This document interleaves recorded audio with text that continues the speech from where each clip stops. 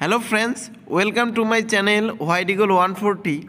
বন্ধুরা, তোমরা সকলেই জানো যে কলকাতা পুলিশের যে রিক্রুটমেন্টটা অনগোয়িং যেটা চলছে 2022-এর রিক্রুটমেন্ট, যেটার 29 তারিখ অর্থাৎ জানুয়ারি মাসের 29 তারিখ কিন্তু ইন্টারভিউ শেষ হয়ে গেল।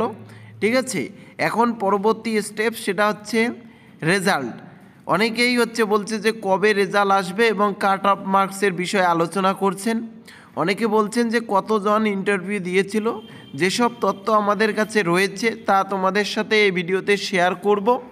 ঠিক আছে, তার আগে বলবো যারা চ্যানেলটাতে নতুন আসছেন অবশ্যই চ্যানেলটা সাবস্ক্রাইব করে রাখবেন। তা বন্ধুরা, তোমরা জানো যে 18 তারিখ থেকে ইন্টারভিউ শুরু হয়েছে, 29 তারিখ পর্যন্ত ইন্টারভিউ হইল। তার মধ্যে তোমরা জানো মোট শূন্যপদ ছিল কিন্তু কলকাতা পুলিশে, সেটা হচ্ছে 2266টা ভ্যাকান্সি ছিল, যার মধ্যে পুরুষদের ক্ষেত্রে ভ্যাকান্সি ছিল 1410টি এবং মহিলাদের ক্ষেত্রে ভ্যাকান্সি ছিল 856টি। ঠিক আছে, এই ভ্যাকান্সি নিয়ে প্রথমে প্রিলিমিনারি পরীক্ষা হলো, মেইন, তারপর মাঠ হলো, তারপর মেইন পরীক্ষা হলো, এরপরে ইন্টারভিউ হয়ে গেল।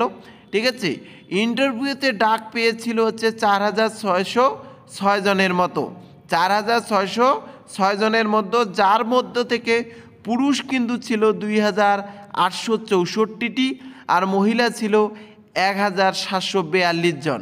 ঠিক আছে, এই এতজনের কিন্তু ইন্টারভিউ হলো 18 তারিখ থেকে 29 তারিখ পর্যন্ত। এখন যেটা রেজাল্টের মেন বিষয়, যেটা হচ্ছে মূল বিষয় রেজাল্ট। তা বন্ধুরা, রেজাল্ট কিন্তু খুব দ্রুত গতিতে বের হবে।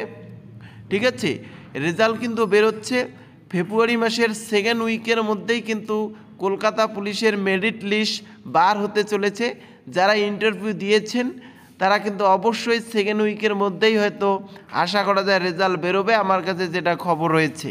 ঠিক আছে, এজন্য বলবো ওয়েস্টবেঙ্গল পুলিশের যাবতীয় আপডেট পেতে গেলে অবশ্যই আমার চ্যানেলটা সাবস্ক্রাইব করে রাখবেন।